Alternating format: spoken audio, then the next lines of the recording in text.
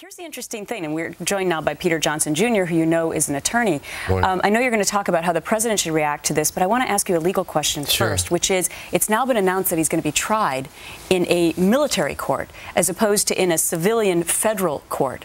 What's the difference, and how does that impact? Well, he would be tried under the military code of justice in a military court, and most probably they'll make a motion to have it moved, but at Fort Hood. And his attorney's already said that he can't get a fair trial at Fort Hood based upon statements made by the Army and made by the president as of this time. The contraindication is people are saying, well, if this is a terroristic act, then he should be tried in a federal court in the state of Texas or in Washington, D.C., or in some federal jurisdiction across the country. And there has not been a governmental determination or governmental admission that it is in fact a terrorist act, when probably 300 million Americans believe that it is. He can't go post-traumatic stress syndrome. He's never been deployed over there. And if he's going to say, well, I was internalizing everybody that was coming to see me as a patient, well, why isn't every psychiatrist shooting people, whether you're in the Army or not? I said it the other day, post-traumatic stress disorder is a phony excuse and a phony defense. It's really not recognized under the case law, especially under the DSM, the psychiatric manual. You need to actually be exposed to some stressor.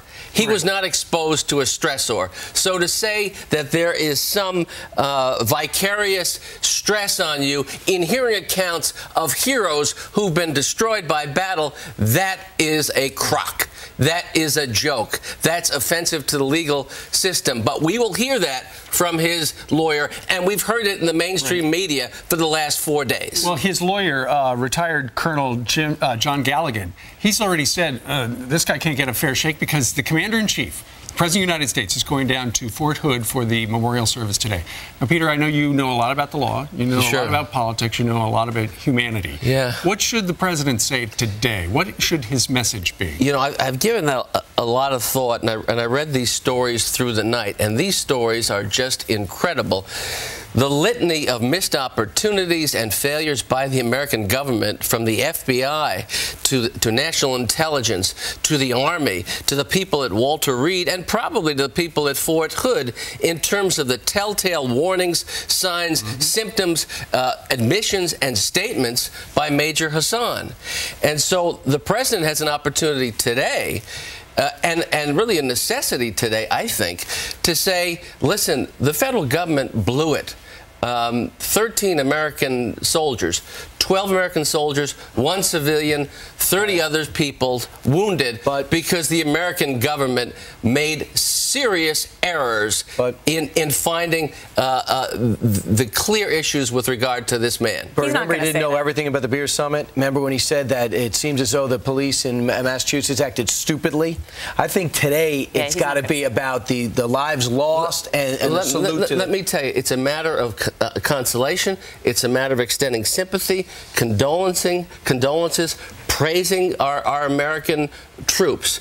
But if there is not a recognition that American troops on American soil cannot be attacked in this fashion, if there is not sufficient outrage at the attack itself, based on a man who had admitted ties with Al-Qaeda through emails, and if there's not an admission that the government didn't do what it was supposed to do to prevent this attack, then that causes a tremendous, potentially, loss of confidence. But he's not going to do that today, though, Peter, because maybe he'll do that in a different setting, but I just don't believe that he's going to do that in a funeral setting. Because he's done so much to run down the CIA When will it be done? We've heard about this for 4 days.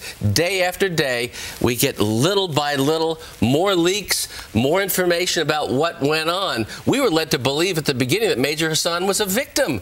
This was a matter of victimology, and that we should be more concerned about cultural diversity than rooting out extremism, radicalism, and terrorism. It's about patriotism. That's what it's about, and it's about protecting our troops. And we'll find out in a couple hours. Peter Johnson, Jr., always great to see you. All right,